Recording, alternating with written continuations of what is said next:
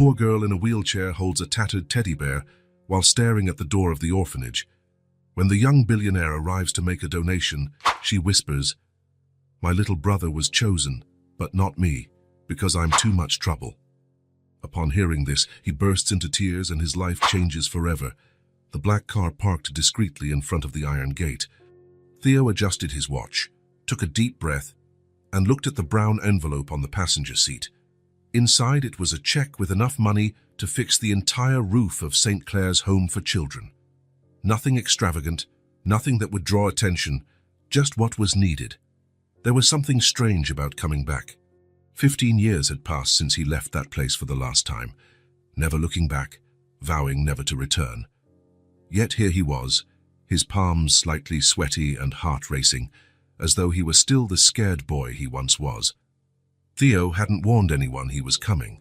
He didn't want welcome committees or emotional speeches about how he was an example of triumph over adversity. He hated that kind of thing. He preferred the simplicity of a quick visit, a quiet delivery, and leaving without fanfare. In his world of endless meetings and decisions involving millions of dollars, that simple honesty was rare. 15 minutes, tops, he told the driver, who nodded respectfully. The gate creaked just like in the old days. Some things never changed. Theo smiled slightly, remembering how many times he and the other boys had been caught trying to sneak out through that very gate. The telltale noise of the old metal was like an invisible guard. The garden looked smaller now. The trees had grown, creating generous patches of shade along the sides of the main building. The facade had been painted a pale yellow that didn't match his memories. Back in his day, the walls were painted a depressing institutional grey. Contrary to what he expected, the courtyard was full of life. Children ran from one side to the other, laughing and shouting. A group was playing ball near the entrance, while others played tag around the swings. The scene was almost identical to his recollections, except that he was no longer a part of it. Then his eyes caught something different. In the corner of the courtyard, partially hidden by the shadow of an old oak tree, sat a small child in a blue wheelchair watching everything in silence. She wore a simple floral print dress, her hair tied into two uneven braids. In her lap, clutched tightly, was a brown teddy bear, visibly worn over time, missing one eye and with patches on its paws. Something about her immediately captured Theo's attention. Maybe it was the way she watched the other kids playing, her gaze a mixture of longing and resignation. Or maybe it was simply the contrast, a small island of stillness amid all that motion and noise. Without much thought, Theo changed his path. Instead of going straight to the administration office, he walked toward the girl. She didn't notice him right away, too focused on stroking the bear's frayed ears. "Hi," he said, keeping a respectful distance. The girl looked up, surprised. She eyed him with curiosity but without fear. "Hi," she replied softly, adjusting the bear on her lap as if presenting it. "This is Benny." "Nice to meet you, Benny," Theo said with a smile, inclining his head slightly toward the toy. "You two look like good friends." "He's my best friend," she confirmed solemnly. "He's been with me since before I came here." A caregiver approached, clearly worried about a stranger talking to one of the children. Theo quickly identified himself, mentioning the donation he'd come to deliver. She relaxed but stayed close by. "Don't you want to play with the other kids?" Theo asked, noticing how she kept watching the ball game.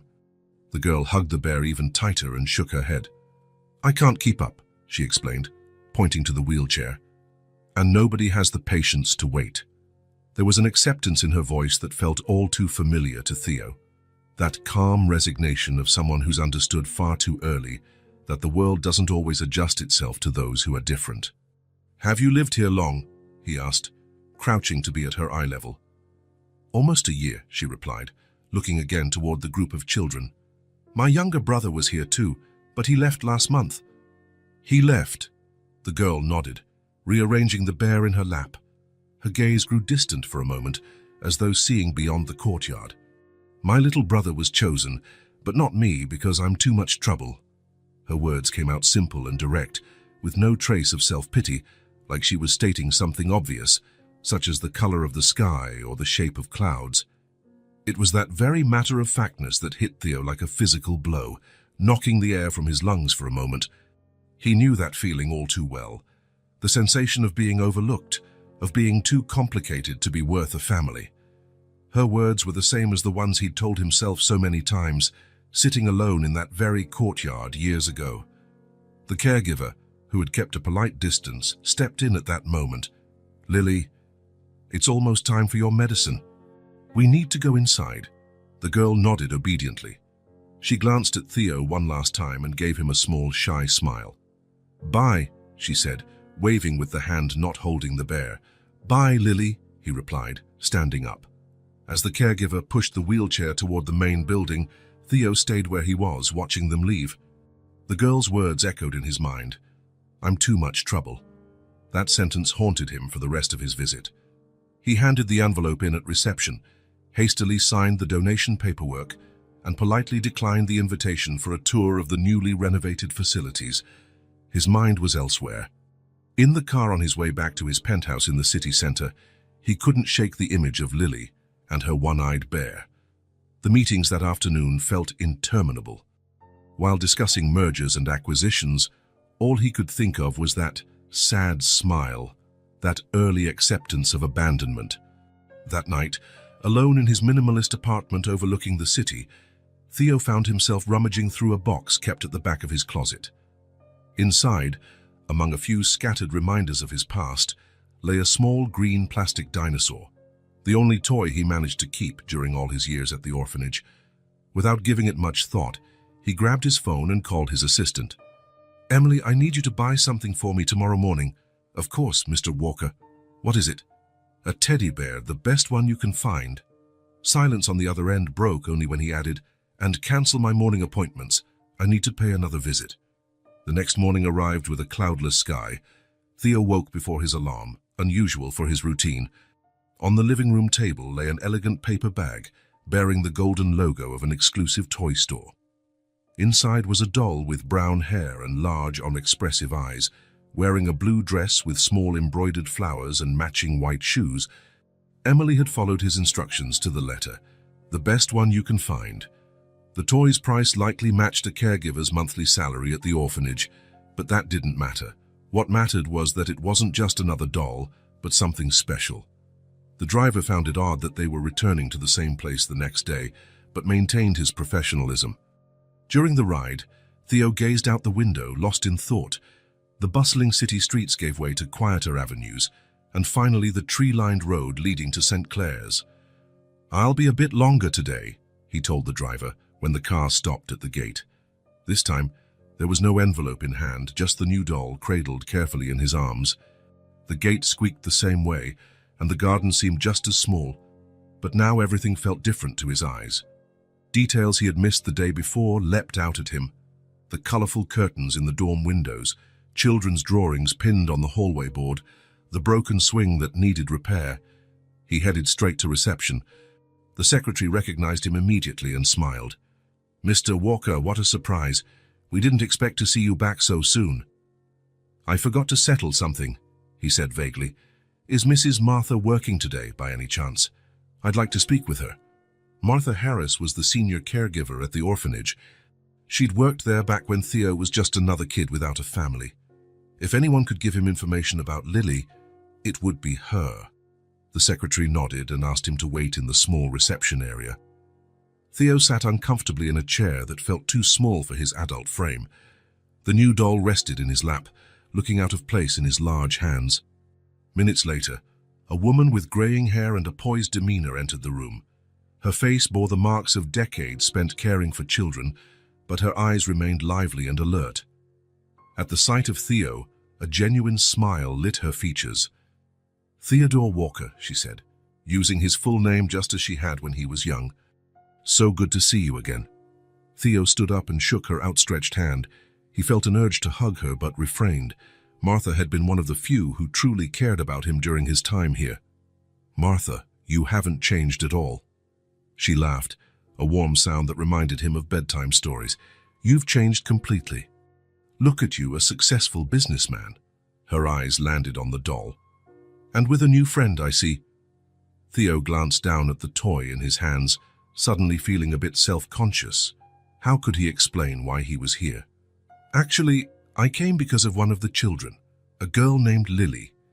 Martha's smile softened into a more thoughtful expression. Lily, of course. You met her in the courtyard yesterday, right? Theo nodded. She told me something that touched me, about her brother being adopted and her not. Martha motioned for them to sit down. The room was empty, but she spoke quietly regardless. Do you know how she ended up here? He asked. The woman sighed, a tired but kind look in her eyes. Lily arrived almost a year ago. Her parents died in a car accident. Her younger brother was adopted a few months later. She has very few belongings, just that old bear she brought from home. She never complains about anything, but she hasn't been the same since. Each word hung in the air like lead. Theo felt a pang in his chest imagining what she'd been through, losing her parents and then watching her brother leave as well. How does she act day to day? He asked, genuinely interested. She's sweet, quiet, very mature for her age, Martha said. She helps the younger kids with their homework. She's patient when teaching them, but she barely plays. She just watches the others, as if she's always on the outside. Martha paused, eyeing Theo with curiosity. May I ask why your interest? Theo looked down at the doll in his hands. Even he couldn't fully explain it yet. I think I identify with her. Martha nodded, understanding without further explanation. She'd known him as a child. She knew his story. She's probably in the back garden by now. She likes to stay near the flowers when the weather is nice. Theo thanked her and stood. Martha watched him for a moment before adding, It's good to see you back, Theodore, doing something like this. He only nodded before stepping out, not trusting himself to speak. The back garden was smaller than the main courtyard, but well tended. Small flower beds encircled a grassy area, with wooden benches in the shade. Lily was there, just as Martha had said, her wheelchair parked near a bed of daisies. The old bear sat in her lap, same as the day before. Theo hesitated at the garden's entrance. Suddenly, his plan seemed presumptuous, maybe even intrusive. What was he doing here anyway? What right did he have to show up in this child's life? But before he could overthink it, Lily turned her head and saw him. A tiny smile of recognition appeared on her face. There was no going back now. He walked over, feeling strangely nervous. He stopped at a respectful distance and tried to smile naturally. Hi, Lily, remember me? We met yesterday. You're the man who talked to Benny, she answered, pointing at the threadbare bear. That's right, Theo confirmed, relaxing a bit. I brought something for you. He held out the new doll, feeling clumsy. Lily looked at the toy with wide, surprised eyes. For a moment, she didn't move, as though she couldn't believe what she was seeing. Is it for me? She finally asked, voice barely above a whisper. Yes. I thought you might like it. Lily reached out hesitantly, taking the new doll in her arms. She touched its delicate dress admiringly, ran her fingers through its soft hair, gazed into its bright eyes. Then, to Theo's surprise, she hugged it tightly to her chest, closing her eyes for a moment. When she opened them again, there was a glow in them that hadn't been there before. Her name is going to be Teddy, she declared with conviction, as though the name had been decided a long time ago. There was something in the simplicity of that moment, in the pure joy reflected in her eyes, that instantly connected them. Theo felt as if an invisible thread had been stretched between them. Still fragile, but very real. Teddy is a great name, he agreed, sitting on a bench near her chair. Lily placed Teddy next to Benny in her lap and introduced them formally, speaking to both toys as though they were old friends meeting for the first time. Theo watched, charmed by the seriousness with which she conducted this little ceremony. In that quiet garden beneath the gentle morning sun, something began to change. Neither Theo nor Lily realized it at the time, but that simple gesture, a doll offered without grand words, had planted the seed of something that would grow far beyond either of their expectations. One visit turned into two. Two became three. Before he knew it, Theo had created a new routine in his always busy schedule. Every Wednesday at 3 in the afternoon, his driver would drop him off at the gates of St. Clair's. At first, these visits were short and somewhat formal. He brought small gifts, colorful books, crayons, a jigsaw puzzle with big pieces. and spent about half an hour with Lily in the garden. The girl awaited him with barely disguised excitement, always with Benny and Teddy on her lap, watching the gate long before the appointed time. The orphanage staff noticed Lily's change. The once quiet child who spent hours alone began to smile more. She started counting the days to the next visit, marking little boxes on a calendar Martha had given her specifically for that purpose. "How many days are left?" she would ask anyone who passed by. Over time, the visits grew longer. Theo began cancelling meetings and delegating tasks to spend more time with the girl. Half an hour stretched into 1 hour, then 2. One time, he lost track of time and stayed until nightfall, reading stories she had never heard. "Just one more, please," Lily would beg, her eyes shining with eagerness, and he would read, reading as he had never read before, giving each character a different voice, pausing dramatically at the right moments, watching her face light up at each twist in the tale. On a particularly hot afternoon, Theo arrived with a larger bag than usual. Inside was a complete set of art materials, paper with different textures, crayons, markers, and professional colored pencils. Lily's eyes widened when she saw so many colors at once. "They're all for me?" she asked, incredulous. "All yours," Theo confirmed. "Martha told me you like to draw." Lily picked up a red marker and examined it as though it were a precious jewel. She carefully placed the cap to one side so she wouldn't lose it, and immediately began drawing. Theo watched, fascinated by her concentration, her tongue peeking out at the corner of her mouth. Her eyes focused on the paper. "What are you drawing?" he asked after a few minutes. "A house," she replied without looking up, "with ramps instead of stairs." It was the first time Theo noticed a pattern. In subsequent drawings, he realized she always included large windows and ramps. Houses, schools, stores. Every building she drew had those features. "Why so many ramps?" he asked once. Lily looked at him as if the answer were obvious. "So I can go anywhere," she explained simply. "And big windows so I can see outside, even when I can't go out." In that moment, Theo understood something about her limitations that he had never truly considered. For Lily, the world was full of invisible barriers he, with fully functional legs, had never had to face. During another visit, he noticed how carefully she stored every gift he brought. In a shoebox decorated with colorful stickers, she kept all their drawings, the pencils still perfectly sharpened, the markers always with their caps, and the small toys immaculately clean. "Why do you keep everything so carefully?" he asked. Lily shrugged, as though the question were hardly worth asking. "To make them last longer," she finally said. "Things go away if you don't take care of them." The simple statement carried a weight that hit Theo like a physical blow. For a child who had lost so much so quickly, preserving what she had was an act of survival. On a rainy afternoon, when they couldn't sit in the garden, they stayed in the orphanage's small library. Lily flipped through a book on marine animals, while Theo answered emails on his phone. The silence between them was comfortable, like old friends who don't need to fill every second with chatter. Suddenly, without looking up from the book, Lily asked, "Do you have kids?" The straightforwardness of the question caught Theo off guard. "No," he replied simply. "Why not?" He smiled at her curiosity. "I guess I've never met the right person to start a family with," he explained, "and I was always so busy with work." She nodded, as though the answer made perfect sense. She kept turning the pages of the book, taking in the colorful images of dolphins and turtles. Then, without warning, she asked another question. "Did you have parents?" The question landed like a knife, cutting the air between them. Theo felt his body tense instantly. It wasn't a simple question, not for him. The silence stretched, heavy as lead. Lily looked up from the book, noticing the change. She observed his tense expression and how his fingers gripped the phone too tightly. "I'm sorry," she said quietly. "Was that a bad question?" Her small voice brought Theo back to the present. He forced a smile that didn't quite reach his eyes. "No, it wasn't a bad question," he finally said. "It's just complicated." "Like me?" Lily asked.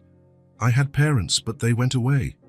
"More or less," he agreed, choosing his words carefully. "My parents didn't die like yours.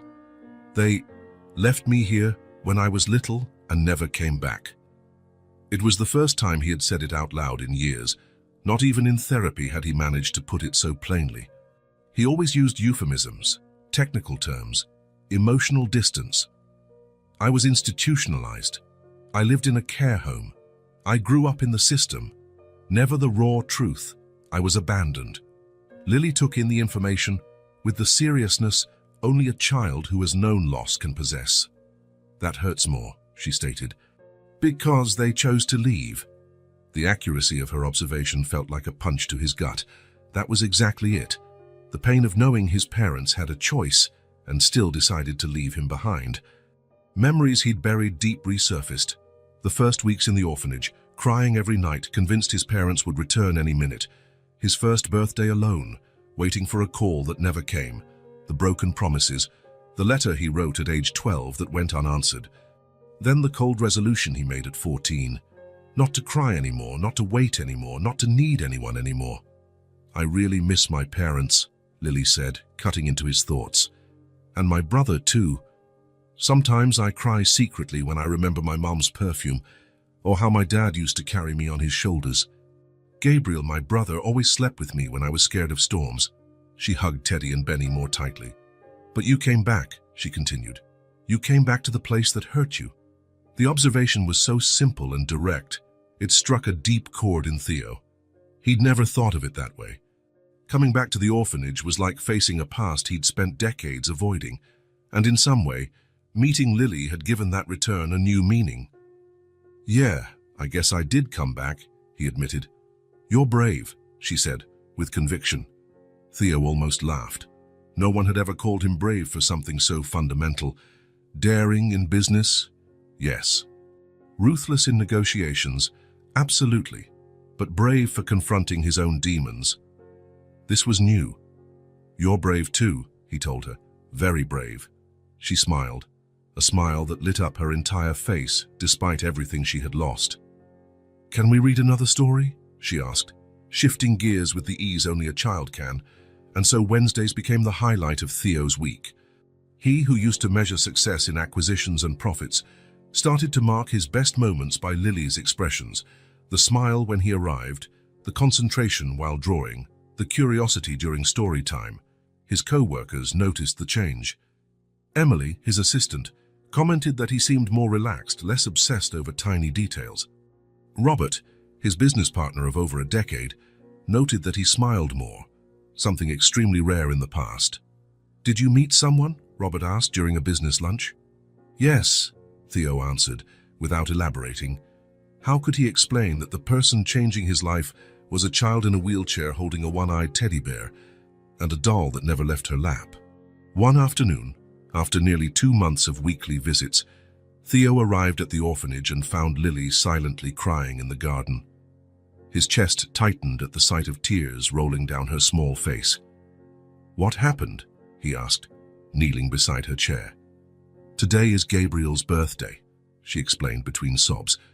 Last year, we made a cake together. Mum let us make a huge chocolate mess in the kitchen. Without a second thought, Theo hugged her. It was their first real physical contact beyond handshakes or light shoulder pats. Lily clung to him as though he were a lifeboat in a stormy sea. It's okay to cry, he murmured. Good memories can hurt sometimes, but they're still important. Do you have good memories of your parents? She asked, her voice muffled against his shoulder.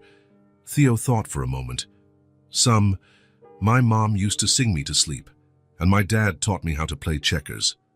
Do you cry when you remember? Not anymore, he admitted. But I was angry for a very long time. Lily pulled back slightly and looked at him, tears still glistening in her eyes. I'm angry sometimes too, she confessed. At God, for taking my parents. At the people who took my brother but didn't want me. It's not fair. Her honesty disarmed him. Theo had never met anyone so direct, so free of pretense. It was like looking into a mirror that reflected not just the present, but also his past. A past full of unvoiced hurts and silent rages. Anger is part of it, he said, surprised by his own wisdom. Just don't let it take up too much space. Lily nodded, wiping away her tears with the back of her hand. For a moment, they both remained quiet, each lost in thoughts. Then she looked up at him, her face gentler. "Thanks for coming today," she said simply. "Always," Theo replied, realizing that single word held a bigger promise than any he had made before. Lily's fragile but genuine smile made Theo realize how his own wounds were slowly healing as he helped her deal with hers. Two wounded hearts finding solace in the mutual understanding of a pain few others could grasp. St. Clair's Home for Children had official visiting days. Twice a month, potential adoptive parents would come to meet the children. Those days were filled with anticipation, energy, and inevitably noise. The kids wore their best clothes, carefully combed their hair, and practiced smiling in the mirror. The air brimmed with hope and anxiety. Theo arrived on one of those days, unaware. As soon as he parked, he noticed the difference. More cars in the lot, unfamiliar voices echoing in the corridors, and a buzzing atmosphere. "Visiting day," the receptionist explained when she saw him, "always on the second Monday of the month." Theo nodded, feeling out of place. Normally he would head straight to the garden or library, where Lily usually waited. Now, he had no idea how to find her amidst all the commotion. He walked down the main hallway, observing interactions. In various rooms, couples chatted with kids, playing games and asking questions. Staff members hovered, discreetly supervising and stepping in to facilitate conversations when needed. Laughter, excited voices, and occasionally a younger child's tears over shyness echoed throughout. Theo searched for Lily in all the common areas. She wasn't in the library, the cafeteria, or the back garden. Finally, he decided to ask Martha. "Lily?" The woman sighed, her expression a mix of concern and understanding. "She doesn't join the visiting days. She never wants to." "Where is she then?" Martha hesitated for a moment, as though weighing whether she should disclose that information. "In the old book storage room next to the library. We turned it into a small reading nook. It's quiet there." She paused. "She doesn't like crowds or noise, says it hurts her ears." Theo thanked her and headed to the indicated spot. The small room was down a lesser-used corridor. The door was ajar. He knocked gently before entering. The space was small but cozy. Low bookshelves lined two walls, filled with worn paperbacks. A high window let in a beam of light that illuminated floating dust particles. In the far corner, seated at a little table, was Lily. She didn't notice him right away, too absorbed in a large illustrated book, turning pages with meticulous care. Benny and Teddy were strategically placed beside her, silent guardians. "May I come in?" Theo asked softly. Lily looked up, surprised. A smile lit her face when she recognized him, but there was something different in her eyes, a tension in her shoulders that wasn't usually there. "You came," she said, closing the book. "Even though it's visiting day." "I didn't realize it was visiting day," he admitted, stepping in and closing the door, muffling the distant din. "Martha told me where to find you." He sat on a small chair across from her. The room's silence was a welcome contrast to the rest of the orphanage. "You don't like these days," he said, not quite a question but rather a statement. Lily shrugged, the gesture Theo had learned to interpret as her way of handling uncomfortable topics. "It's too noisy, too many people staring, asking questions." She positioned Teddy in her lap. "And they never look at me anyway." Her last sentence was nearly a whisper, laden with the weight of many disappointments. Theo felt a lump form in his throat. "I'd rather stay here," she continued. "It's quiet. Books don't ask hard questions." Glancing around, Theo noticed how the space reflected Lily's personality. Tidy, calm, full of stories waiting to be discovered, slightly removed from the world, but still with a window to observe it. "Do you want me to leave?" he asked. "I can come back another day if you'd rather be alone." Lily shook her head emphatically. "No, you can stay. You're quiet like me." The simplicity of her reply touched Theo in a way he hadn't expected. It was true. Both shared an appreciation for silence, for calm. Over the weeks they'd spent together, many of the most meaningful moments involved no words at all, just presence. "Then I'll stay," he said, pulling out his phone and switching it to silent mode. "We can read together, if you'd like." Lily smiled, and slid the illustrated book toward him. For nearly an hour, they turned pages together, occasionally commenting on the pictures but mostly enjoying the shared stillness. In the following days and weeks, Theo began checking the orphanage's calendar to avoid the busiest times. He discovered Lily felt more comfortable on Tuesday and Thursday afternoons when most other children had external activities, or on Saturday mornings, when many slept in. During those quieter times, they formed their own routine. Sometimes they read side by side, each with their own book. Other times, Theo brought adapted board games that didn't require complex movements. Occasionally, they just sat in the garden, watching birds or clouds, exchanging the occasional remark. One day, Martha commented on the change when she encountered him in the hallway. "I've never seen Lily so at ease with someone," she said. "She's always been reserved, even before the accident. But with you, it's different." "I think we understand each other," Theo answered simply. On a particularly tranquil Saturday morning, nearly 3 months after their first meeting, they were in the back garden. The dew still sparkled on the leaves, and the air had that special quality that comes with the early hours of the day. Theo had brought a book of illustrated poems. Lily listened attentively, sometimes asking to see the illustrations. After the third poem, she rummaged through her backpack, which hung on the back of the wheelchair, and took out a carefully folded piece of paper. "I made something for you," she said, handing it over with unusual shyness, even for her. Theo took the sheet and unfolded it. It was a drawing made with the colored pencils he'd given her. It showed 2 figures, a tall man in what looked like a suit, with dark hair and a small but clear smile, and next to him, a little girl in a wheelchair, holding what appeared to be 2 small toys, a brown teddy bear and a doll in a blue dress. At the top of the page, in carefully formed letters, were the words, "My new friend." The simplicity of the drawing and its caption struck Theo harder than he'd expected. He felt tightness in his chest, a surge of emotion so intense it briefly took his breath away. It wasn't just that he'd been depicted. It was the realization that, for this child who'd lost so much, he had become important enough to be called a friend. "Do you like it?" Lily asked, her voice revealing rare nervousness. Theo realized he'd been silent for too long, staring at the picture. "It's perfect," he said, his voice a bit raspy. "It's the most beautiful gift I've ever received." He wasn't exaggerating. Over the years, Theo had received expensive gifts from partners, designer watches, valuable artwork.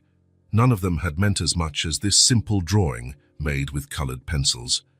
"May I put it in my office?" he asked. Lily nodded, visibly relieved and happy at his reaction.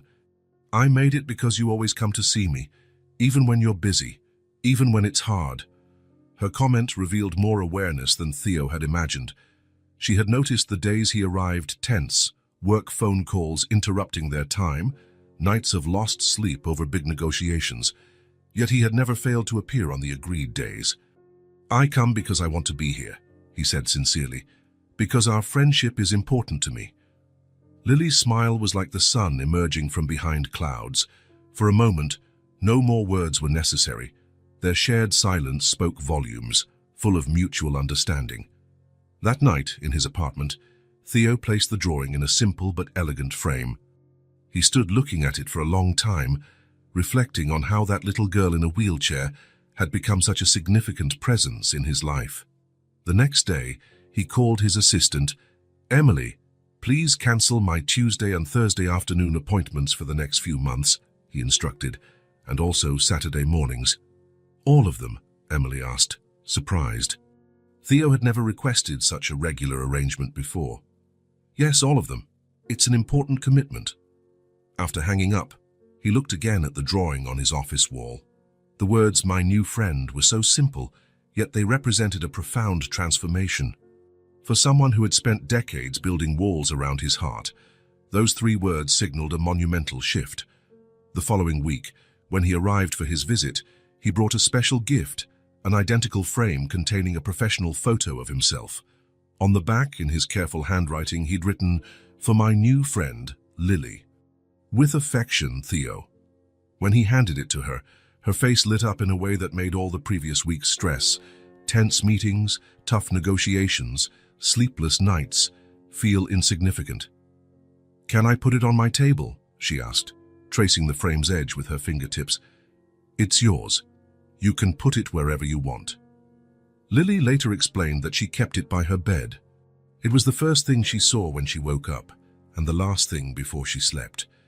A reminder that even on the quietest days, someone was thinking of her. The silence that once was a solitary refuge for both of them became a shared space, where they didn't need words to express what was starting to grow between them. An unusual friendship built in small moments, in constant presence, in mutual acceptance. For Theo, who had always measured worth by numbers and acquisitions, these quiet moments with Lily slowly taught him a new form of accounting, one in which wealth was measured by smiles received, trust earned, and drawings pinned to an office wall.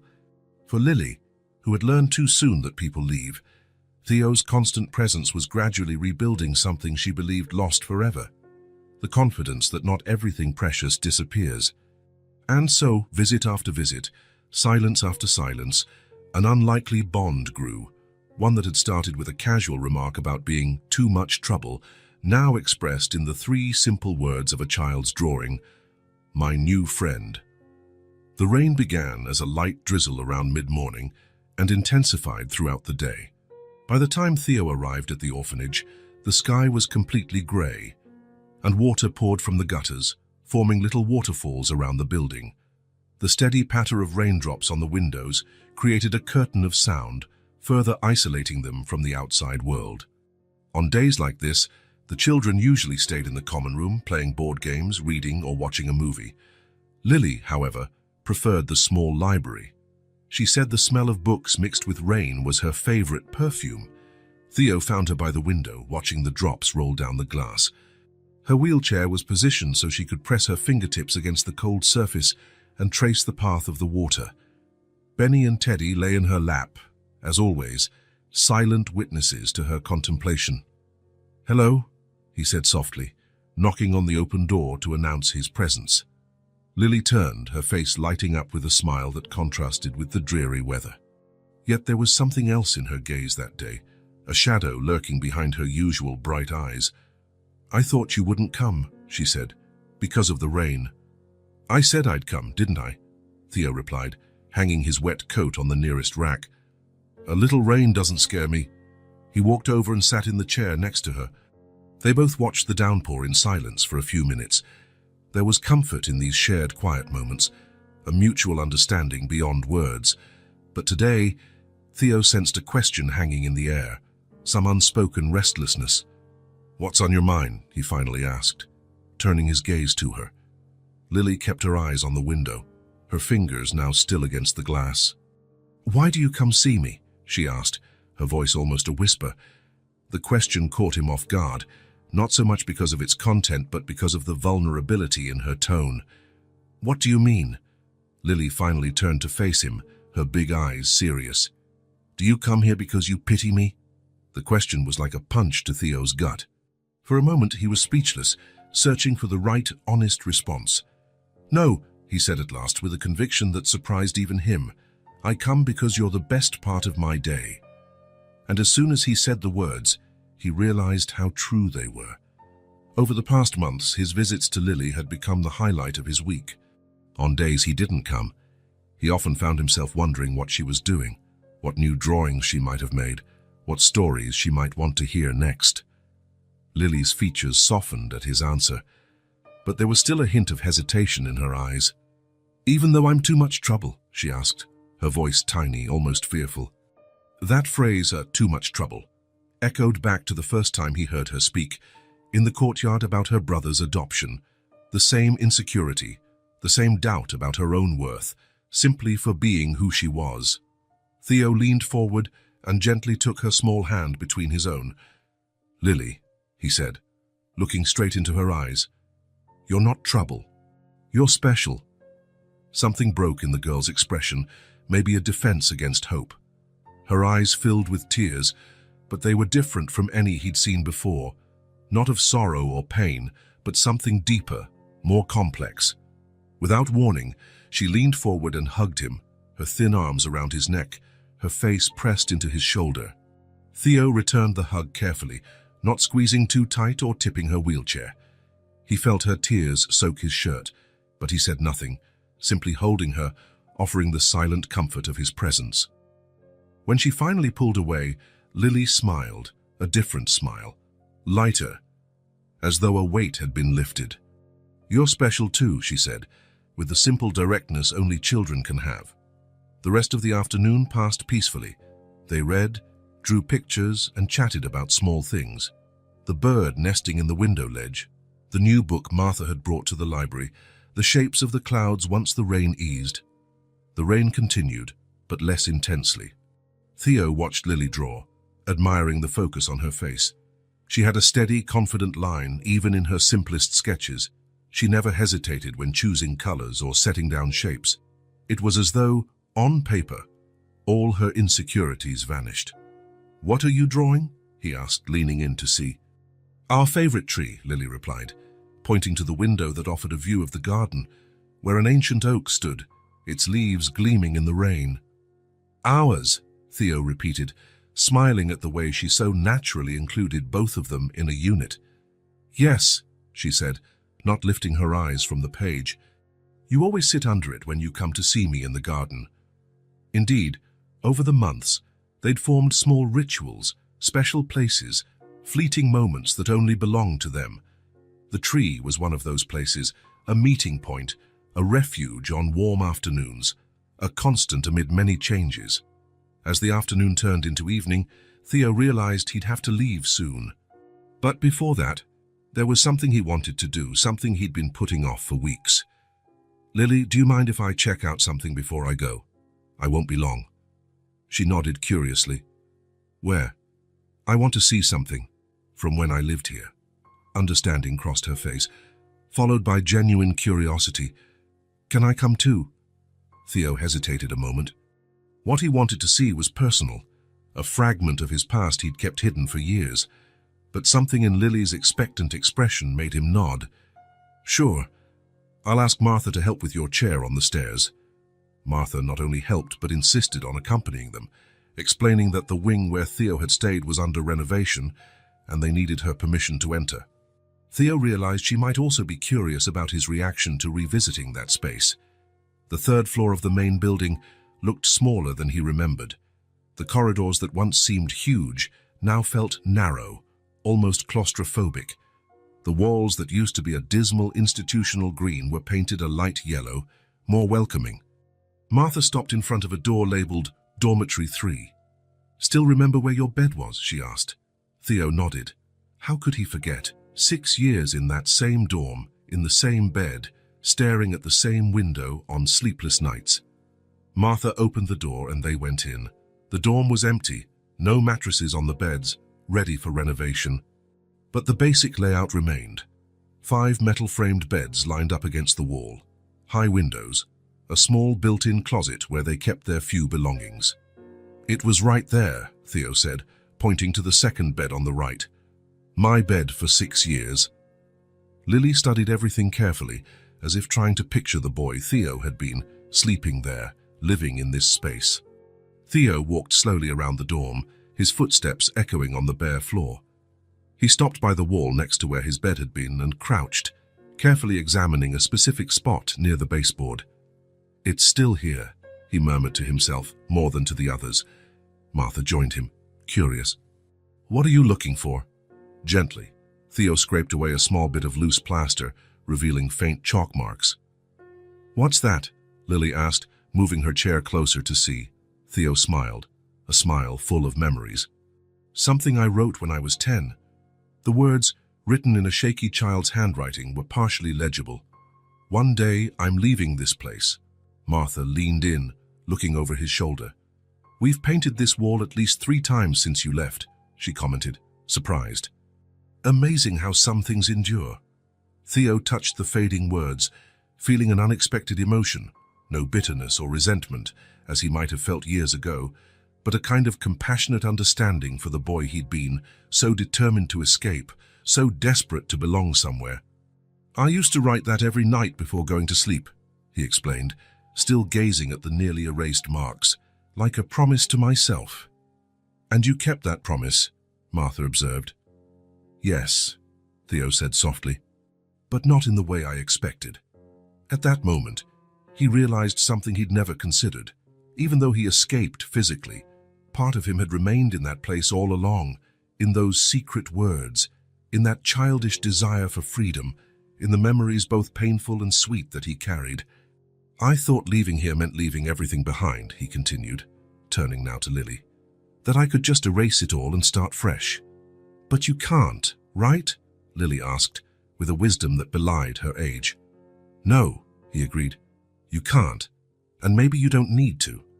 They stood in silence for a while, each absorbed in their own thoughts. It was Lily who finally broke it. Can I touch it? She asked, reaching her hand toward the wall. Theo nodded and helped maneuver her chair. With careful reverence, Lily ran her fingers over the almost invisible words, as though sensing through them the boy Theo had once been. Were you sad here? She asked, looking directly at him. The question, so direct and honest, took Theo by surprise. His first instinct was to protect Lily with a half-truth, something gentle that wouldn't make her uncomfortable. But he realized she deserved more. Sometimes, he admitted, there were very hard days. But there were good moments too, friends, caregivers like Martha, little victories. Like surviving, Lily concluded, again showing that uncanny understanding. Like surviving, Lily repeated, with a perception that took him by surprise again. Yes, he agreed, like surviving. Sensing the intensity of the moment, Martha discreetly suggested heading back downstairs. The rain had stopped entirely, leaving the air clean and fresh. The courtyard glistened with puddles reflecting a sky that was starting to clear. Can I show you something too? Lily asked when they reached the garden. Sure, Theo replied. She directed her wheelchair to a specific spot in the courtyard near the main gate. From there was a perfect view of the entrance, the street beyond the walls, the world outside. I come here every day, she explained, to see who arrives. Theo understood instantly. It was the perfect place to watch for visitors, potential adoptive parents, anyone who might change her destiny. It was the lookout of someone who waited to be chosen. He had once had his own lookout spot, years before, in a different corner of the courtyard, but with the same vantage point on the gate, the same mix of hope and fear. As they walked together across the courtyard, Theo smiled softly and said, When I was your age, I lived here too. Lily looked at him, surprised. You lived here? Theo nodded. For a few years. I also waited, watching that gate. She observed him silently, as though she understood more than words could explain. Then, she said softly, So you know what it's like. He gave her a sad smile. I do. That's why I come back. In that moment, they shared an understanding that went beyond age or circumstance. An understanding built on a shared experience, waiting, watching the gate with hope and fear, wanting to be chosen yet fearing rejection. The sun began to set, casting a golden glow over the damp courtyard. The other children had come out to enjoy the end of the rain, running around and laughing as their voices echoed in the open space. Martha had stepped away to keep an eye on them, leaving Theo and Lily alone with their thoughts. You know what I wanted most as a child here? Theo asked, watching the kids at play. Lily shook her head, waiting for him to continue. Someone who understood, he said. Someone who knew what it was like, without me having to explain. Lily nodded, her eyes locked on his. Me too. And now? He asked. What do you want most now? She thought for a moment, her fingers idly fidgeting with the fabric of her dress. Not to be scared, she finally answered. Scared of what? Everything, she said, with disarming simplicity. Of being chosen, of not being chosen, of being too much trouble, of being alone. The raw honesty of her words struck Theo to the core. He recognized in them his own childhood fears, fears he still carried in more adult guises. You know something, he said, kneeling so he was at her eye level. It's normal to be scared. Everybody is, even grown-ups. But you're braver than you think. How do you know? Because I see how you face each day, how you take care of your toys, how you do your drawings, how you read your stories. All that. even when it's hard. That's courage. Lily took in his words, searching his face for any sign of insincerity or empty reassurance. She found only truth. "You're braver too," she finally replied. "You came back to a place that made you sad." That observation, so simple and direct, brought forth a truth Theo hadn't fully grasped until that moment. Coming back to the orphanage was not just about charity or a good deed. It was also about facing his past, healing old wounds that had never properly closed.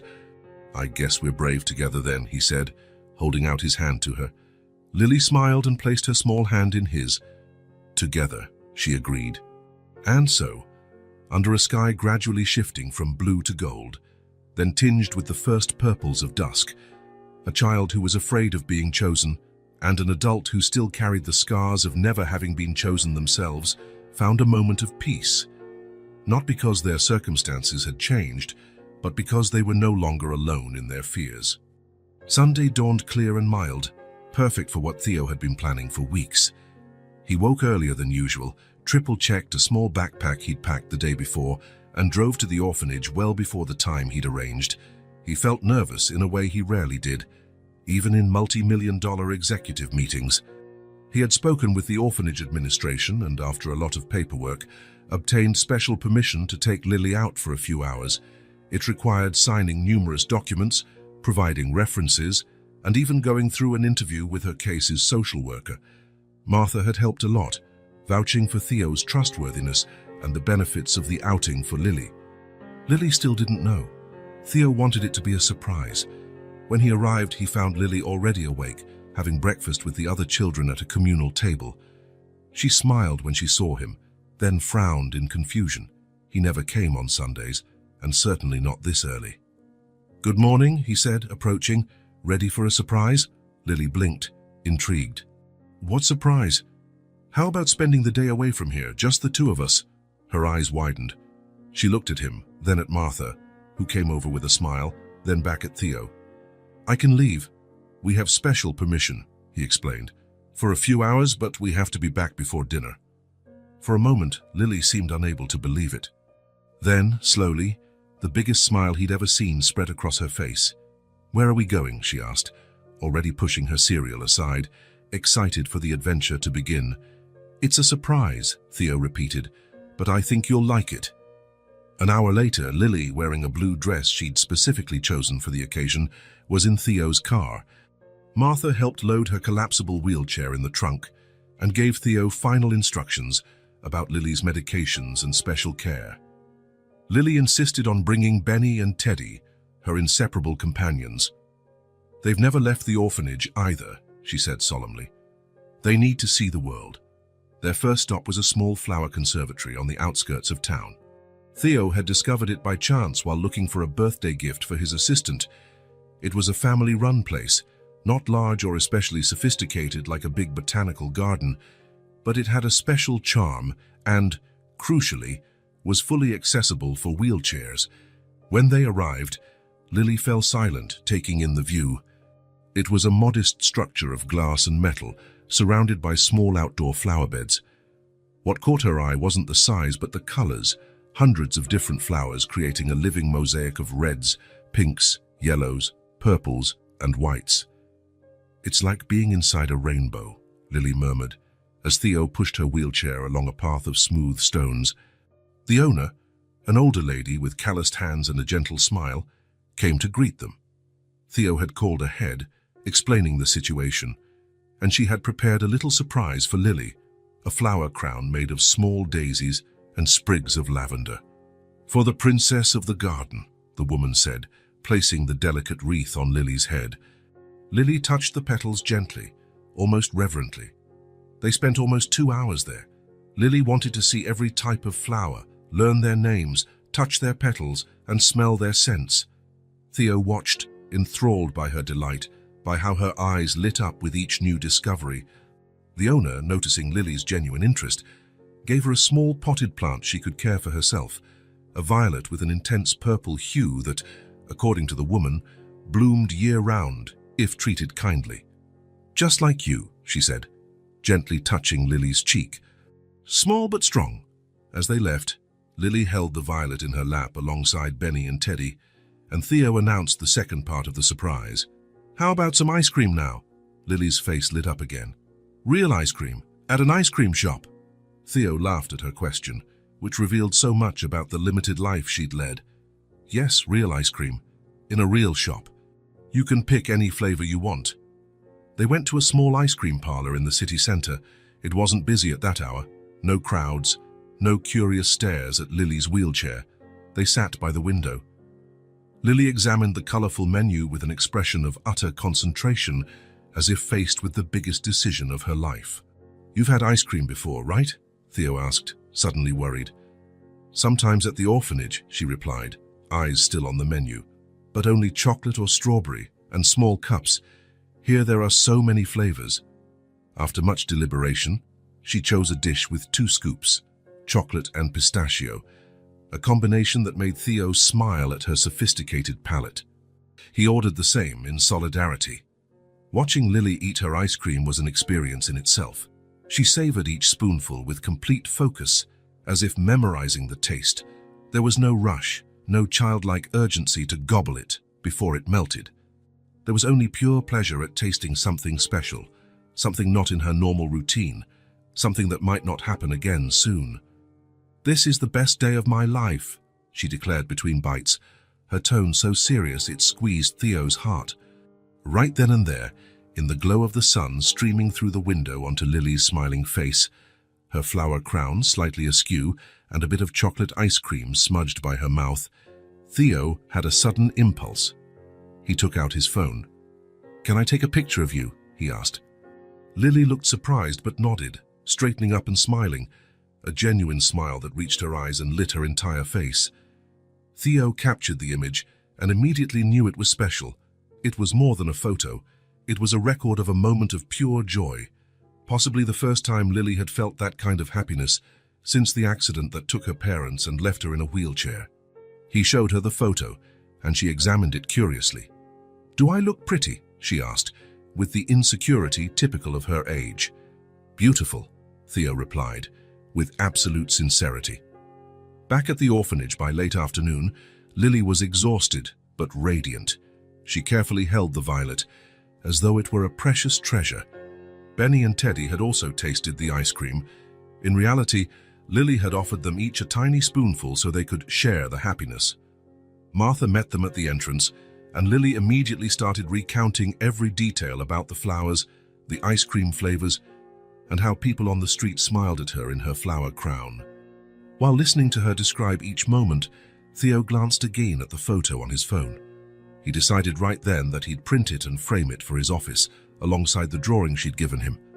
But on his phone, he'd keep it in a special spot, a reminder he could carry anywhere, a talisman against bad days, stressful meetings, and the loneliness he'd often felt even when surrounded by people. The drive back to his place had never felt so long. While navigating the city's evening lights, Theo felt torn between the joy of the day just past and a growing restlessness he couldn't ignore. He kept seeing Lily's radiant face in his mind, the way her eyes sparkled over the pistachio ice cream, the reverent care she showed the little violet. His apartment felt strangely empty when he finally arrived. It was a stylish place, decorated with the minimalist taste he'd always favored, but now, for the first time, he sensed its oppressive silence, its lack of life. He set his keys on the coffee table and walked to the balcony, looking out at the city. Thousands of lights glittered in the darkness, thousands of lives unfolding simultaneously. While he stood there, alone with thoughts he couldn't manage, he took out his phone and looked again at Lily's photo. There was such purity in that smile, something that reminded him of a distant time when he still believed the world could be kind. For years, Theo had built his life around work. He had what many would call success, money, recognition, power. But none of it had prepared him for what he felt now, for the space this little girl in a wheelchair had opened in his heart, a space he hadn't even known was there. He sat in his favorite armchair, the one with a sweeping view of the city, and did something he hadn't done in a long time. He allowed himself to feel, really feel, without the barriers he normally kept so carefully in place. What he felt was overwhelming. The day with Lily hadn't been just an outing, some charitable act for a lonely child. It was a glimpse of another life, of another version of himself, one that could be more than the successful businessman, more than the orphan who overcame adversity, a version that could be a father. The word floated through his mind, both frightening and irresistible. Father. Something he had never seriously considered, something he had deliberately avoided. Theo had never planned to have children. He told himself it was because of his career, his lifestyle, a lack of time. But the truth, now painfully clear, was fear. Fear of failing. Fear of not being good enough. Fear of repeating, in some way, the abandonment he himself had suffered. How could he be a good father if he'd never had one to learn from? How could he provide stability, safety, unconditional love, things he'd never received? And yet, Lily. He thought of how she faced life with a courage many adults didn't have, how she smiled despite her losses, how she found wonder in tiny joys, how she kept every small treasure as if her life depended on it. He thought of how she understood him in a way no one else seemed able to. There was a quiet strength in her, a resilience that stirred him deeply. He knew her case file, the medical reports, the psychological evaluations. The doctors considered it unlikely she'd walk again. He knew about the medications, the therapies, the special needs. He knew that anyone adopting her would face challenges most people weren't prepared for. But he also knew, with surprising certainty, that none of that mattered. What mattered was that smile, those perceptive, intelligent eyes, that spirit which, in a strange way, seemed to complement his own. He stood and went to his office. Hanging on the wall was Lily's drawing, still in its place of honor. "My new friend," the simple inscription said. He stared at it for a long moment, letting the reality of what he was considering take full shape. Adopting Lily, giving her a permanent home, a family, even if it was just the two of them, a place where she'd always be the first choice, never left behind. A place where being too much trouble wouldn't matter, because love would be unconditional.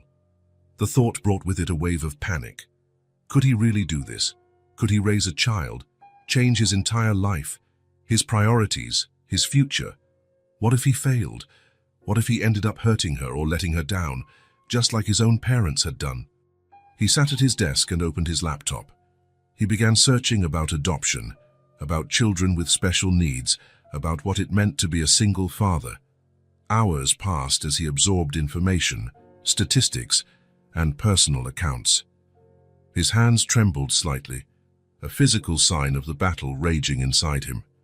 He stopped when the sun started to rise, painting the sky pink and orange beyond his office window. He was exhausted, emotionally spent, but something had shifted.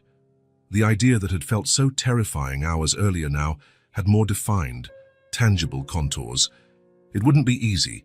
It would require profound changes in his life. He'd have to learn, adapt, grow in ways he'd never imagined. He'd have to face his own demons, his own fears. But maybe that was exactly what he needed. Maybe the cycle of abandonment that had defined his childhood could be broken, not only through personal success, but through a deeper act of love, the commitment to be for another child what no one had been for him. He looked again at Lily's photo on his phone. Deep down, he realized the decision had been made the moment he saw her alone in that courtyard, saying she was too much trouble. Or maybe before that, somewhere in the depths of his soul, where the child he once was still waited for someone who would never return. He closed his eyes and, for the first time in a long while, allowed himself to dream of a different future, one that included a child's laughter echoing through his previously silent apartment, colorful drawings taped to the fridge, bedtime stories and comfort for nightmares, tough questions and honest answers, shared fears overcome together, a family. The days following that sleepless night passed in slow motion for Theo. What started as a terrifying idea had crystallized into a deep certainty. He made phone calls, rearranged his schedule, and restructured his agenda. His lawyer, surprised by the urgency, worked overtime to prepare all necessary documents. "Are you sure about this?"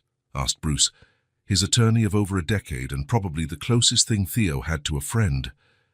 This is a huge decision. Maybe you should think it over a bit longer. I've never been so sure of anything in my life, Theo replied, surprising even himself with how certain he sounded. The process wouldn't be simple or quick, Bruce explained.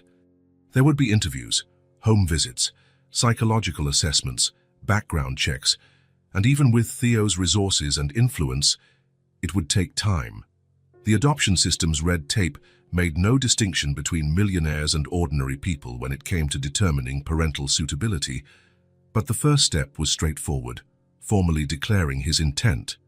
That was exactly what Theo planned to do that morning. He arrived at the orphanage earlier than usual. The familiar screech of the gate greeted him, but this time it sounded different. Not just a reminder of a painful past, but an announcement of a future full of possibilities. Instead of heading straight for the garden or library, he went to the administration office. The folder he carried felt like it weighed a ton. Though it contained only a few documents, the formal notice of his intent to adopt, and the initial paperwork for what would be a long process. The receptionist, used to his frequent visits, seemed surprised to see him in that part of the building. "I'd like to speak to Mrs. Richards, please," Theo said. "It's an important matter." Eleanor Richards had been the orphanage director for over 2 decades. She took over shortly after Theo left, so she hadn't known him as a child. But she'd spoken with him several times since he began visiting Lily, mostly about procedures for off-site permissions. After a brief wait, Theo was ushered into her office, a welcoming room, its walls lined with framed children's drawings and photos of smiling kids. Theo wondered how many of those children had found homes and how many were still waiting. "Mr. Walker," Mrs. Richards greeted, standing to shake his hand. "What a pleasant surprise. How can I help you today?" Theo sat in the chair she indicated, placing the folder on her desk. He took a deep breath. "I'm here about Lily," he began, his voice steadier than he'd hoped. "Specifically, her future." Mrs. Richards nodded, her expression neutral but attentive. "I want to adopt her," Theo said, finally voicing what his heart already knew. "I want her to know every day that she was chosen." For a moment, there was only silence. The ticking of the wall clock seemed unusually loud. Beyond the window, he could hear children's voices, faint laughter and shouts in the courtyard. Mrs. Richards's expression shifted from surprise to something softer, more emotional. "Mr. Walker," "Theo," she said, dropping the formality. "Your dedication to Lily these past months has been extraordinary. We've seen changes in her we never thought possible." She paused, choosing her words carefully. "But adoption is a lifelong commitment, especially in Lily's case, with her special needs, her trauma." "I know exactly what I'm getting into," Theo interrupted gently but firmly. "I've done my research. I've talked to specialists. I've started adapting my apartment. I'm prepared." Mrs. Richards smiled, a genuine smile that reached her eyes. "I believe you," she said. "And honestly, I can't think of a better home for Lily." She was about to continue when a soft noise at the door caught both their attention. They turned to see Lily in her wheelchair with Martha just behind her. "Pardon the interruption," Martha said, looking embarrassed. "Lily was looking for Theo and it's quite all right," the director said, motioning them inside. "In fact, this conversation primarily concerns Lily." The girl looked from one adult to another, her expression inquisitive. She clearly sensed the serious atmosphere, but didn't know exactly what was going on. "What's happening?" she asked, staring directly at Theo. "You look weird." Her blunt remark, so typical of Lily, broke the tension in the room. Theo couldn't help smiling. "We were talking about you," he explained, moving to stand closer to her. "Something important."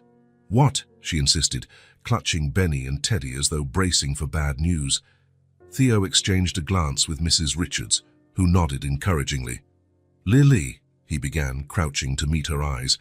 "I spoke with Mrs. Richards about the possibility, about my desire to adopt you, to have you come live with me and be my daughter." The words hung in the space between them. Lily's face was a canvas showing surprise, confusion, doubt, and something more, something Theo couldn't quite read. She didn't smile right away as he might have expected. Instead, her eyes grew very serious, almost adult in their scrutiny. "What if I'm not what you expect?" she finally asked, her voice small but resolute. The question cut Theo to his core. It was exactly what he'd feared in reverse, that he might not be the father she deserved. And here she was, voicing the same worry, but from her own perspective. Theo crouched down further to be at her level, looking into her eyes with gentle firmness. "Lily, I don't expect you to be anything but who you already are. You don't have to prove anything. You're already everything I want." Lily's eyes filled with tears, though not of sadness. It was as if something very old and very heavy finally gave way inside her. "Really," she whispered. "Really," he confirmed. "I want you to be my daughter, not despite who you are, but because of who you are." Lily looked down at Benny, her tattered one-eyed bear, and then at Teddy, the doll Theo had given her. It seemed she was consulting her oldest friends, seeking their approval. At last, the smile broke. The one not just polite or forced, but radiant, transforming her entire face. "I do want that," she said with a quiet simplicity that held whole worlds. "I want to be your daughter." The months that followed were filled with paperwork, interviews, home visits, and preparations. The adoption process moved faster than usual, partly due to Theo's resources, partly because the orphanage staff unanimously supported it. During that period, Theo visited Lily almost daily. Together, they planned what their new life would be like. He showed her photos of his apartment, asked about her preferences, involved her in every decision. It was important she felt that this new chapter was being written by both of them, not just him. "What color do you want for your room?" he asked one afternoon, showing her a paint catalogue. Lily ran her fingers over the swatches, stopping at a soft lavender shade. "This one," she said confidently. "It looks like the sky just before it gets dark." A week before the official move, Theo took her to see what would be her new home. The apartment had undergone a transformation. Hallways had been widened to accommodate a wheelchair, small ramps replaced any steps, and furniture was rearranged for easier movement. Subtle changes, but they conveyed, "This place was prepared for you." Her bedroom, however, was anything but subtle. The walls were painted the exact lavender she had chosen. A canopy bed stood at the center, dressed with a quilt embroidered with tiny flowers, reminiscent of the crown she'd worn on their greenhouse outing. Low bookshelves lined the walls, perfectly reachable for someone in a chair. There were also toys, though not in an overwhelming quantity, each chosen with care. A giant teddy bear occupying a corner armchair, dolls of various ethnicities, a box of large building blocks, and a complete art station with materials beyond anything the orphanage or even Theo had previously provided. But at the center of everything, two small doll beds by the head of the big bed sat empty, waiting. "For Benny and Teddy," Theo explained, seeing her curious look. "I thought they might like their own beds, though they can still sleep with you, of course." Lily's eyes filled with tears. She didn't say a word, just opened her arms. Theo hugged her, understanding every unspoken sentiment. On the official moving day, Martha helped pack Lily's few belongings, some clothes, carefully stored drawings, favorite books, and of course, Benny and Teddy. It all fit into a single small suitcase, the sum of her 8 years of life. "Take good care of her," Martha told Theo, watching as Lily said her goodbyes to the other children. "She's stronger than she looks, but also more fragile than she lets on." "I promise," Theo replied, feeling the weight and privilege of that responsibility. Arriving at the apartment was simultaneously solemn and joyful. Lily wanted to see every room again, this time knowing she was seeing her permanent home. She paused to touch the furniture, look out each window, absorbing the reality of this new life. In her room, she unpacked her suitcase with meticulous care, assigning each item a specific spot. Theo watched from the doorway, offering help only when asked. He instinctively understood this was an important ritual for her. "Would this be okay?" he asked when she hesitated about where to place a stack of drawings. "Yes," she answered with a small smile. "That way, it feels like it's mine." That phrase became a kind of mantra in the following days. Whenever she arranged something, she'd confirm, "Like this, it feels mine." It was as though she was gradually claiming not just the physical space, but the very idea of belonging. The first few days were a delicate dance of mutual learning. Theo discovered that Lily was an early riser, but liked to lie in bed for a few minutes, watching the morning light. He learned she preferred crustless bread, hated the sound of the blender, and softly hummed to herself when she drew. Lily discovered that Theo sometimes worked late, that he made coffee way too strong, that he rarely laughed, but when he did, his whole face lit up. Most importantly, she learned that when he said, "I'll be right back," he really did come back. There were challenges, of course. The first night was tough. Lily woke up disoriented, forgetting where she was. Theo found her silently crying, clutching Benny and Teddy. "It's okay," he whispered, sitting on the edge of her bed. "You're home now." "How do I know I won't leave this place too?" she asked, her voice tiny in the dark. "Because this is our home now. Yours and mine, forever. Promise." "I promise. With all my heart." She fell asleep holding his hand, both of them needing that physical connection. Soon they established routines. Breakfast together was non-negotiable, even if Theo had an early meeting. He adjusted his work schedule, setting up a home office for days he didn't need to be at headquarters. Lily had therapy sessions, physical, occupational, and occasionally psychological. But Theo made sure there was time to just be a kid. Bedtime became a special ritual. At first, Lily felt shy about needing help, but she soon discovered Theo turned it into an adventure. Pirates and mermaids, making the necessary aid feel more like fun. He never treated her limitations as a burden, just a challenge they faced together. Together, they created their own traditions.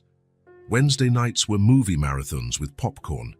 Sunday mornings meant pancakes, typically ending in a kitchen covered in flour and laughter. On rainy afternoons, they built blanket forts in the living room and read stories inside them, as if they were in another world. The apartment began to bear marks of their combined presence. One corner of the living room became known as Theo's nook, where he read the newspaper after dinner. A spot by the kitchen window was dubbed Lily's observation tower, where she liked to watch the city at sunset. The hallway to the bedrooms was decorated with her drawings, framed as if they were museum pieces. In Lily's room, Benny and Teddy held a place of honor. The doll beds were rarely used because the two companions still shared her pillow every night. Theo realized their presence brought her comfort. They represented continuity, a sense of permanence in a life marked by loss. There were mistakes and adjustments, of course. Theo, used to living alone, sometimes forgot to keep things within her reach or would move the furniture without warning.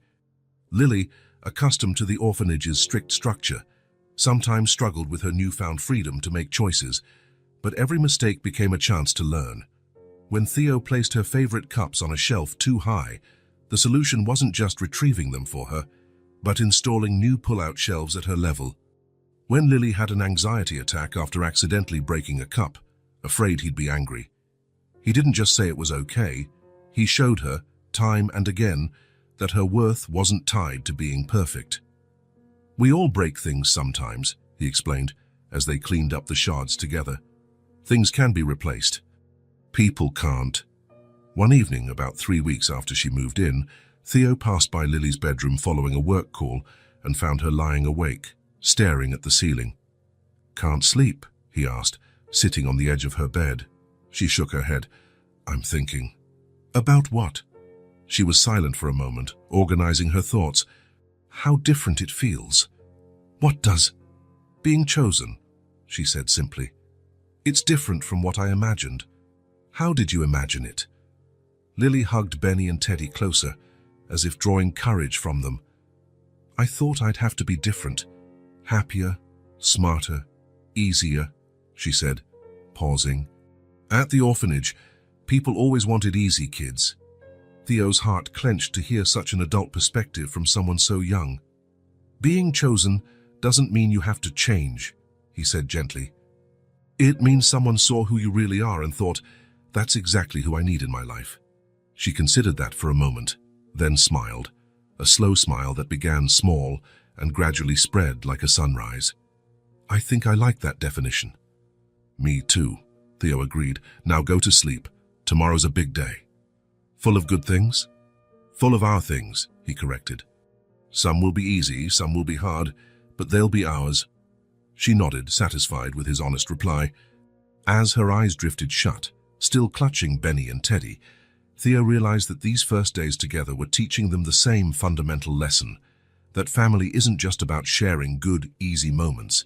It's about creating a space where you can be completely real, fears, flaws, hopes and all, and still be loved. And that, more than lavender walls or new toys, was the true home they were building together. One day at a time, mistake by mistake, smile by smile, with the old teddy bear and the new doll sharing the same pillow, silent witnesses to a brand new beginning. The seasons began to change. Winter gave way to spring, bringing golden leaves to neighborhood trees and cooler morning breezes. For Lily and Theo, that change of season mirrored the transformations in their own lives. A new cycle was beginning, full of possibilities. 2 months had passed since Lily moved in. Their routines felt more established, the spaces in the apartment more familiar, and the silences between them more comfortable. There were still moments of adjustment, of course. Sometimes Lily would wake up crying at night, missing her parents. Some mornings Theo woke up anxious, terrified he might be incapable of giving her everything she needed. But these uncertainties, rather than driving them apart, seemed to strengthen the bond growing between them. One particularly sunny Saturday morning, while they were having breakfast, Lily kept staring at the empty space between the bookshelf and the main window in the living room. "What are you thinking?" Theo asked, noticing her concentration. "That corner," she said, pointing. "It looks empty." "What do you think should go there?" Lily pondered for a moment, absently poking at her cereal. "Maybe my drawings and some toys," she ventured, hesitating like she wasn't sure if her idea would be welcome. "It's our home, but sometimes it still feels too yours." That observation hit Theo with sudden clarity. It was true. Despite the adaptations for Lily, much of the apartment still felt like his old life. Minimalistic, stylish, adult, neutral tones, designer furniture, abstract art on the walls. It all spoke of the life he had before she came. "I think that's a wonderful idea," he said with a smile. "In fact, let's make it our weekend project." "Sound good?" Lily's face lit up. "Really?" "Of course. It's your house, what too? It should have your touches everywhere." That very afternoon, they went to a home goods store. Lily selected simple, light wood frames for her favorite drawings, some brightly colored pillows, and a low bookcase to display her treasured toys. Theo watched her choose, surprised by how seriously she weighed each option, considering how each would fit the space. "This matches the sofa better," she explained, choosing a blue pillow over a red one. "It makes the room feel calmer." Theo smiled, impressed by her developing aesthetic sense.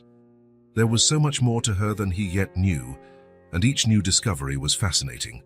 On Sunday, they devoted themselves to creating Lily's Corner, as it came to be called. Theo hung the frames at a perfect height for her to view them from the wheelchair. Together, they arranged her toys on the new shelf, the giant teddy bear on guard, the picture books lined up by size, the building blocks in a translucent box so the colors could be seen. Benny and Teddy, however, were not part of this display. When Theo suggested a place of honor for them, Lily shook her head. "They sleep with me," she said firmly. "They only come to the living room when I'm there." It was an important distinction, Theo noticed. There were display toys, and then there were essential companions, those that carried history and comfort beyond mere decoration. By the end of the day, the corner had been transformed. The framed drawings formed a small gallery of children's art, colorful horses, big windowed houses, and, of course, the increasingly frequent family drawings she made. A tall man in a suit and a girl in a wheelchair, hand in hand, always under a smiling sun. From her wheelchair, Lily surveyed the final arrangement, her eyes shining with satisfaction. "Now it feels like my home's too," she declared, smiling as though the entire room lit up with her. Something in that statement touched Theo deeply. The idea that a space could transform from his home to their home simply through some framed art and well-placed toys felt both simple and revolutionary at once. In the following days, he noticed Lily frequently pausing by her corner, rearranging a toy or admiring her drawings. It was as though that little claimed territory offered her the security to gradually make herself at home in the rest of the apartment. One afternoon, watching from the kitchen window, Theo saw something that subtly changed his perspective. Lily was in the condo's small garden, pushing her wheelchair along the stone path by herself. There were obstacles, small inclines, tight turns, patches of loose gravel, but she maneuvered them with determined patience, sometimes backing up to try another approach. His first instinct was to run to help her, but something made him wait and simply observe. He watched the concentration on her face, the satisfaction when she cleared a difficult stretch, the patience when she had to try again. There was no frustration in her repeated attempts, only a calm resolve. In that moment, Theo realized Lily didn't need him to save her. She only needed him beside her. She didn't want every obstacle removed from her path. She only wanted the reassurance that he'd be near if she needed help. He went downstairs to the garden, but rather than rush to assist, he sat on a nearby bench. "Exploring?" he asked casually. Lily nodded, skillfully navigating around a larger rock. "I'm mapping things out," she explained. "I need to know where I can go alone and where I'll need help." The practicality of her approach impressed him. Instead of lamenting her limitations, she was identifying them, working within them. "You learn anything useful?" he asked. "Yes," she replied, stopping next to the bench. "I learned I like trying by myself first." "I think that's very wise," he agreed. "And if you ever need me, I'm here." She smiled, that slow grin that started in her eyes and spread across her face. "I know." That simple affirmation, "I know," carried a world of trust.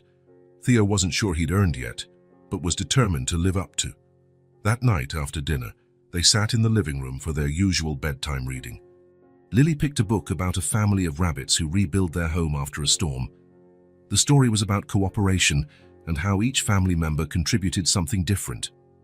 When they finished, Lily stayed quiet for a moment, absently stroking Teddy's hair as Benny rested on her lap as well. "What did you think of the story?" Theo asked. "I liked it," she said. "But they had to build a new house because they lost their old one." Theo nodded, sensing how the story could stir difficult memories.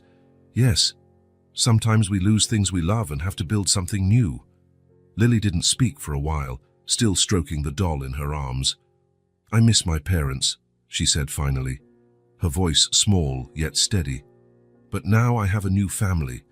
You made me smile again." The simple words washed over Theo like gentle but powerful waves. He felt his eyes grow moist, making no effort to hide his emotion. "You made me smile again, too," he admitted. It was true. Before Lily, his life was filled with professional success, but very few moments of genuine joy. Now, even on hard days, there were flashes of laughter, shared discoveries, small triumphs they celebrated together. That night, as he tidied the kitchen after putting Lily to bed, Theo pondered how his idea of home was shifting. He'd always thought in terms of physical structures, walls, furniture, and a dress. But he was beginning to realize that home was not just a place, but a feeling of belonging, acceptance, emotional safety. Lily's corner in the living room was more than just decoration. It was a statement of permanence, a visual affirmation that she wasn't a visitor in his life but an essential part of it. In the same way, her acceptance of this new reality didn't erase her past, but bridged it into a future they were building together. As he turned off the lights, Theo paused briefly at the corner they'd created. In the dark, only the shapes were visible, but that was enough.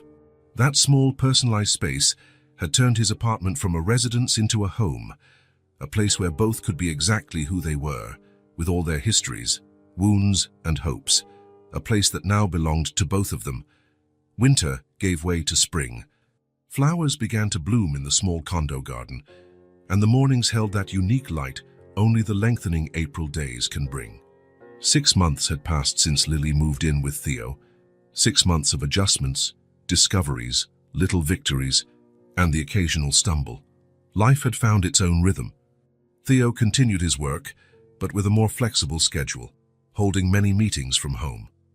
Lily attended a new school adapted for her needs, where she was making friends and, to Theo's delight, showing a special knack for art. She still attended therapy, physical, occupational, and sometimes psychological, but these no longer dominated her schedule as before. The apartment, too, had evolved. Lily's corner in the living room had expanded and now included a small art table, always littered with ongoing projects. Her framed drawings were no longer confined to that space. They appeared everywhere: the fridge, the hallway, even the bathroom. Gradually, the neutral tones and minimalist decor Theo once preferred had given way to color, texture, and signs of a shared life. Lily herself had changed, not just in how she'd grown a bit taller or put on some weight. Her cheeks were fuller, her eyes more lively, her smile more frequent. Her hair, once kept in uneven braids for practicality, was sometimes loose now, falling in soft waves around her shoulders. Subtle transformations that reflected her well-being and sense of safety. Theo also wasn't the same. The always immaculate executive was now sometimes spotted at video conferences with flecks of paint on his fingers or a forgotten hair tie on his wrist. He smiled more, slept better, and for the first time in decades, kept personal photos in frames around his office. Not just Lily's original drawing, but actual pictures of them together. One particularly pleasant Saturday morning, Theo took advantage of the sunshine to tidy the condo's small garden. The other residents rarely used it, and he had permission to plant flowers and herbs he knew Lily would love. Wearing worn clothes and gardening gloves, an image that would shock his colleagues, he pruned some shrubs, humming absent-mindedly. Lily was on the adjacent balcony that overlooked the garden, seated at a portable drawing desk. She worked intently on some project, occasionally looking up to watch Theo, then returning to her art with renewed inspiration. A serene closeness settled between them, each engaged in their task, yet aware of the other's presence. "What are you drawing?" Theo asked, removing his gloves for a break. "Our house," she said, turning the paper so he could see. The drawing did not depict their real apartment, but an imagined house, bright, whimsical, with large circular windows, a shiny red door, and ramps instead of stairs. In the garden, two figures, a tall one and a smaller one in a wheelchair, were planting flowers together. In the sky, in addition to the ever-present smiling sun, were two special clouds containing 4 faces: Lily's parents and brother, Theo realized, plus one who seemed to be a younger version of him, perhaps the boy he once was. The emotional complexity of the picture deeply moved him. It wasn't just a fantasy house, but a representation of how Lily saw their new family, connected to the past yet building something new. "It's beautiful," he said sincerely, "especially the round windows." "They're like hugs for the light to come in," she explained, with the peculiar logic of childhood that often hides profound truths. Theo sat on the step of the balcony, near her wheelchair. For a few moments they simply appreciated the garden and the peacefulness of the morning. There was a comfort in these shared silences that Theo had never experienced in any other relationship. "Can I ask you something?" Lily finally said, her tone suddenly serious. "Of course." "Anything." She hesitated, twisting a colored pencil in her fingers. "Did you really choose me?" The question took Theo by surprise, not so much for what it asked, but for the timing. After 6 months together. "Why now?" "Of course I did," he said, leaning closer. "You know that." "But..." She frowned, clearly grappling with complicated feelings. "All those people who visited the orphanage and never chose me, they saw my wheelchair, my complications. Why were you different?" In her words, Theo heard layers of insecurity he thought had been put to rest, but he understood some wounds take a long time to heal. Maybe something happened at school, a passing remark, or just her own introspection, that revived old fears. He chose his words carefully, knowing they mattered. "I think we chose each other," he finally said. "I wasn't looking to become a father when I first came to the orphanage. I was just there because, well, for my own reasons. But then you spoke to me, showed me your world, and something changed, something I can't fully explain." Lily listened intently, soaking up every syllable. "When you meet the right people," he continued, "it's not like picking out a present in a store. It's more like recognizing someone who was meant to be in your life, even if you didn't know it yet. A small smile formed on Lily's face. So it wasn't pity? Definitely not, Theo assured her, sensing this had been her biggest fear all along. It's because you're exactly who I needed in my life. Without realizing it, I'd been looking for you for a very long time. Lily mulled this over, then nodded, seemingly satisfied. She resumed coloring her drawing, adding more details to the imaginary garden. You're not too much trouble either, you know, she said casually, not looking up. Theo raised his eyebrows, amused by her remark. I'm not... No, she said, now grinning mischievously as she lifted her eyes to him. You learn fast, too. You can almost braid my hair without any tangles. Theo laughed, recalling his disastrous first attempts at braiding her hair, messes that looked more like bird nests than neat braids. I'm improving, huh? Yes, Lily said with a theatrical pause, but you still need practice. They both laughed at the inside joke, recalling rushed mornings with Theo wrestling hair ties and following YouTube tutorials. It was moments like these that surprised Theo the most.